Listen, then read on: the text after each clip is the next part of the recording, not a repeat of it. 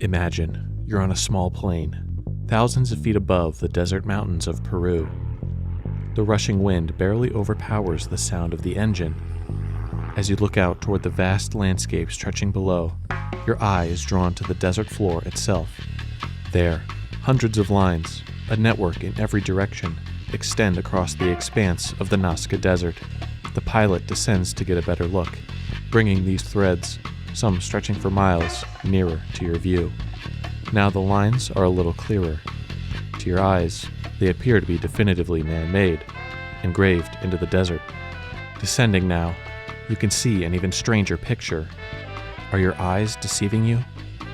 A monkey, created in the same way, hand-carved into the desert floor. From your point of view, it appears smaller than the lines, but who knows how vast it would appear if it were observed from ground level. Ahead, more figures emerge. A killer whale, a hummingbird, a spider, a figure that resembles an astronaut, but there's no other indication of who created them, just these ancient designs, forever imprinted upon the earth. What you've just discovered are the Nazca lines, and they've been here for thousands of years. These carvings in the ground are known as geoglyphs, and there are hundreds of them. All throughout the desert in southern Peru, they span an area of over 175 square miles. They are dated at the earliest to 200 BC, inscribed by the Nazca culture, though some predate even them, owing their creation to the Paracas civilization some 700 years prior. These glyphs have become widely known in the past several decades for their links to UFOs, and in more recent years have fueled the development of artificial intelligence systems. Their appearances are otherworldly, and stem from a culture that seems incomprehensible to us in the 21st century.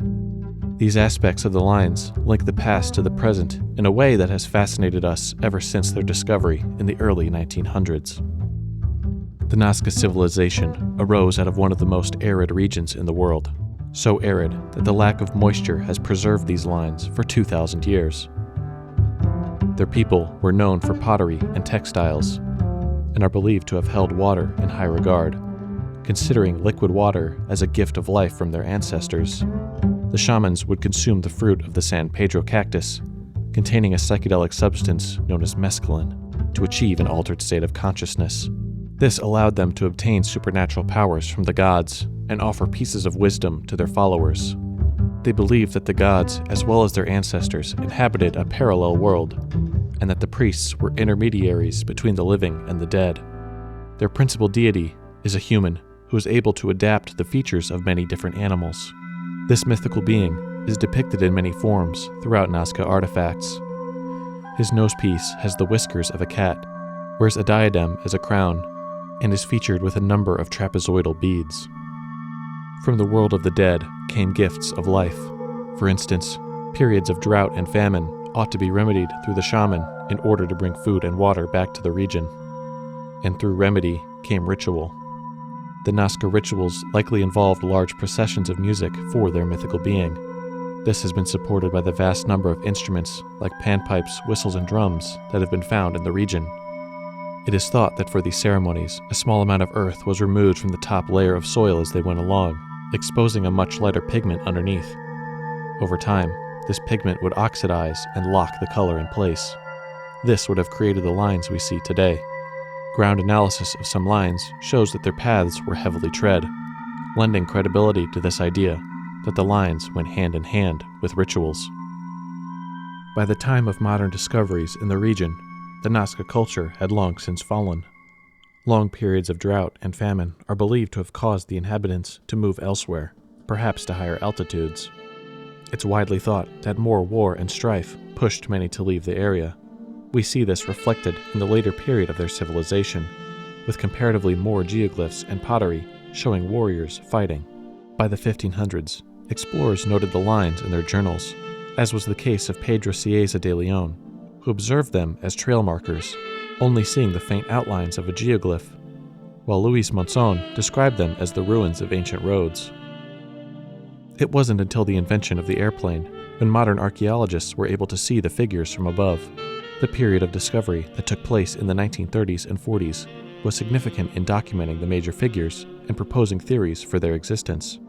The lines are split into two different categories: the long straight paths, found all over the region without an apparent destination, and the figures of many indigenous creatures. Perhaps as part of a ceremony, the paths would be tread to receive a certain blessing, or new paths would be created under the careful guidance of a shaman. Building off of this distinction between the geoglyphs and the lines, Paul Kosick had an idea that maybe the long distant lines were part of a primitive calendar.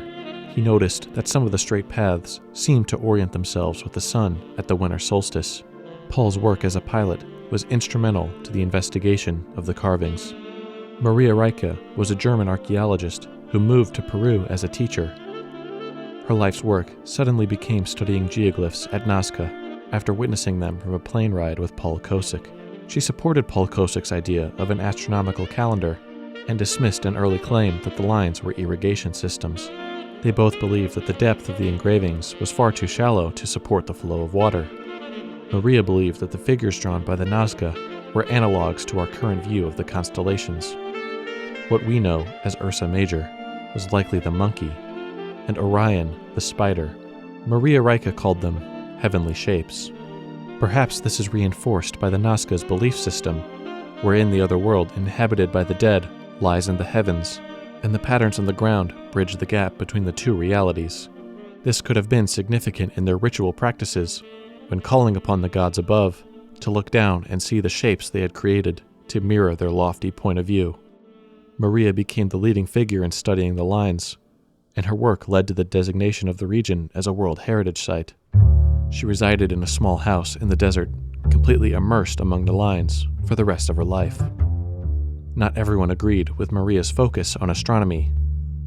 Archaeologist Marcus Reindl believed the lines were used for various water rituals, and that they were never used as star maps or astronomical charts. Gerald Hawkins supported this idea. He plotted the long lines throughout the desert and compared them to the orientation of the stars in the night sky, finding that there was no correlation, and that the lines were seemingly random. It didn't seem right that these lines, which had been meticulously engineered, were random. Everyone thought they had to point to something or lead somewhere. It turned out that the ceremonial gathering site of Cahuachi was the epicenter of the lines. From there, they led to the geoglyphs and other ritual areas, and it is well documented that altars were found at the ends of some lines. In one instance, an expedition crew noticed the presence of an elevated platform. This once again fueled speculation that the lines themselves were part of elaborate rituals, as Cahuachi was a place of water distribution, as water would come down from the highland regions into the valley. The Nazca people didn't have a writing system, and farther away, the Incas developed quipu, a system of information storage based on the amount of knots and distance between them on a length of string. Perhaps the carvings of figures could serve a similar purpose, where traveling the perimeter of a geoglyph would help an orator recall a great myth. It could have also guided the Nazca in their rituals for ancestral blessings, where each turn on the line signified a new verse for recitation, much like praying the rosary. Erich von Däniken described what he called the ancient astronaut theory in his book, Chariots of the Gods, and that the geoglyphs were created either with advanced yet lost technologies, or by beings from outside our world. Erich did not believe that the engraved straight lines were roads or a calendar, like many had thought before. Instead, he believed that the lines were more similar to a modern runway. Quote, "Seen from the air, the clear-cut impression that the 37-mile-long plain of Nazca made on me was that of an airfield." End quote. Could the Nazca have created such figures under the influence of a literal higher power, guiding their construction through time and space from the heavens?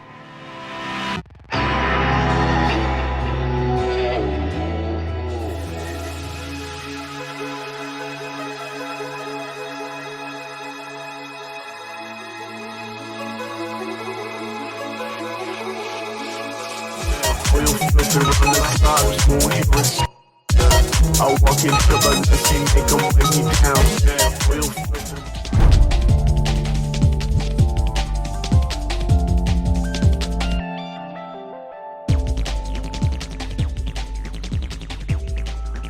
The Nazca lines and Ilian theories have become inseparable in recent years. Television shows like Ancient Aliens build off the work of Erich von Däniken, and audiences have become fascinated by the sights in Peru. A major highway runs right through the tail of this lizard.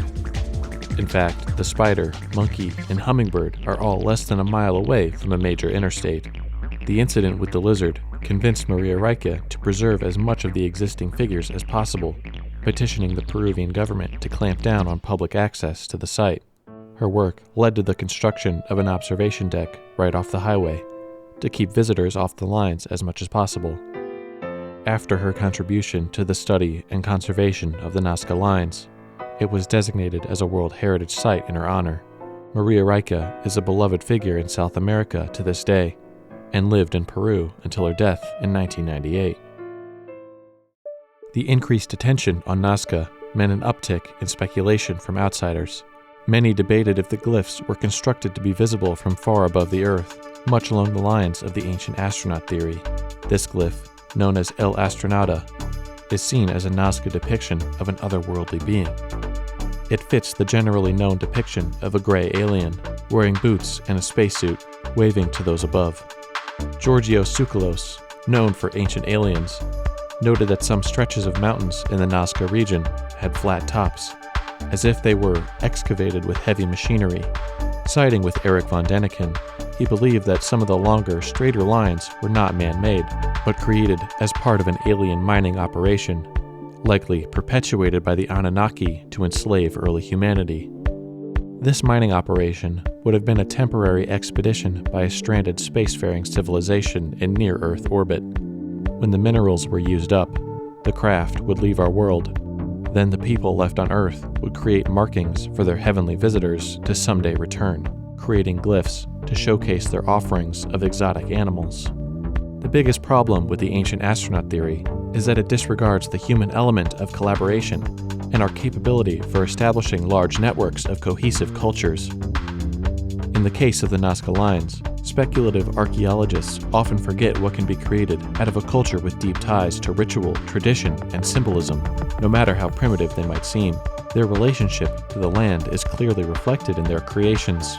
Much like modern land art, they establish the means to connect to each other and beyond into the spirit world.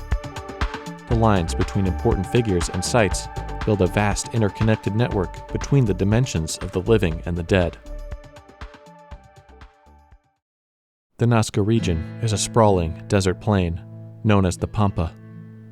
The Pampa Colorada acts as the backdrop for these intricately crafted geoglyphs. Deep within, cave systems hold artifacts from long before Spanish influence in the continent. Among them lay mummified remains of the Nazca people. Peru's dry climate preserved the ruins of the mummies just as well as it preserved the lines. Some of these bodies were discovered in the 21st century, yet some were not like any other mummy. They had strange features. Some of their heads were elongated. That's all it took for this corpse in particular to be paraded around as evidence of an alien body.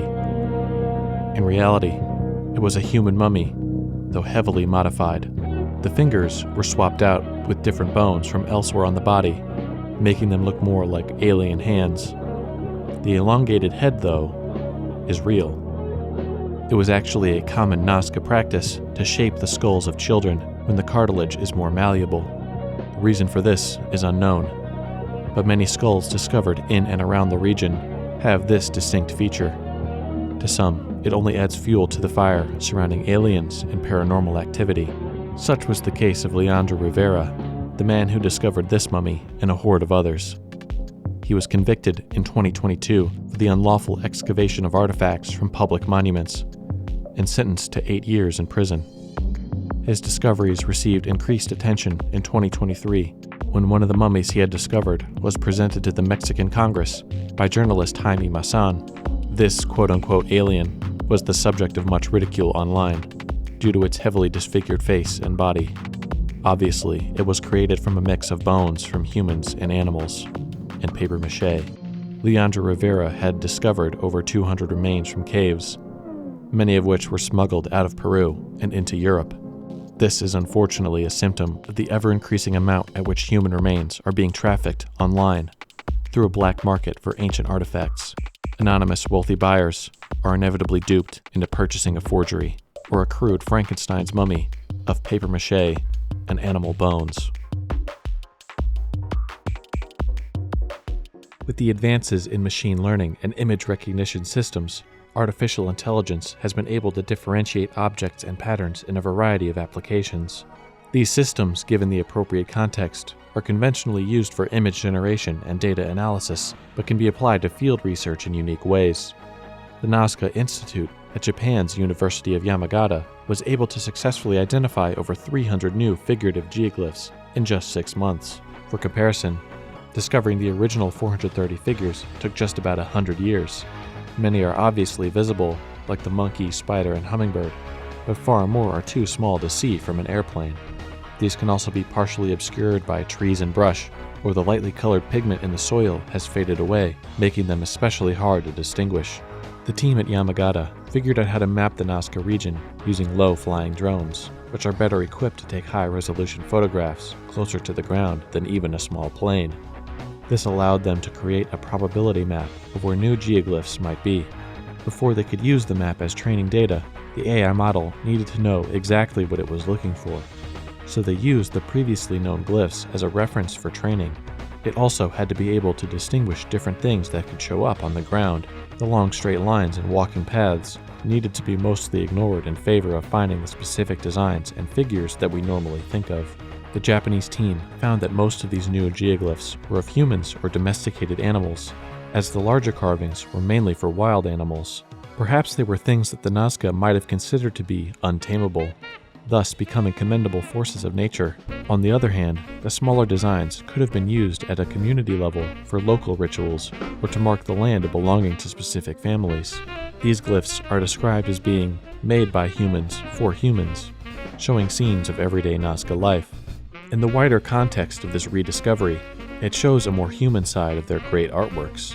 From our point of view, it becomes easier to see how these patterns were handmade with specific purposes in mind. Perhaps the larger and smaller sets of glyphs are more connected than we realized. The larger designs could designate factions or kingdoms within the region, or as a marking of territory.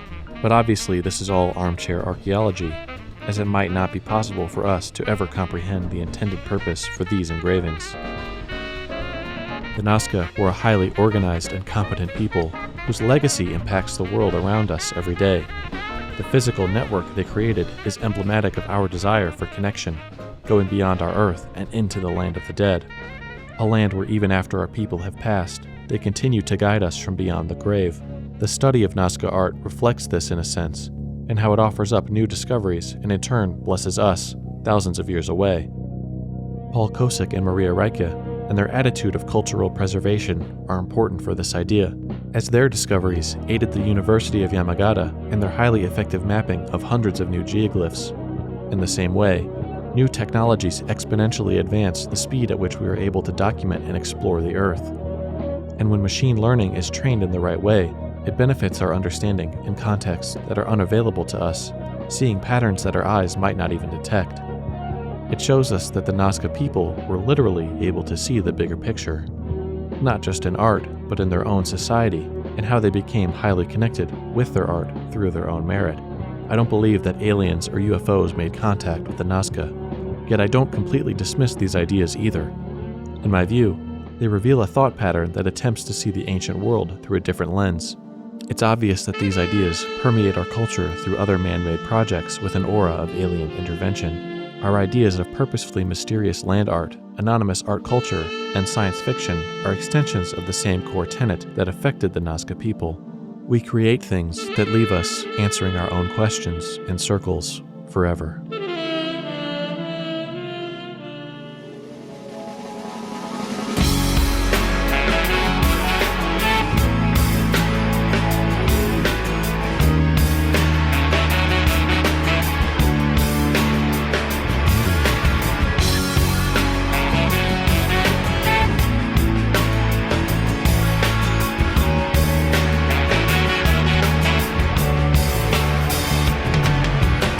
愛してたと嘆くには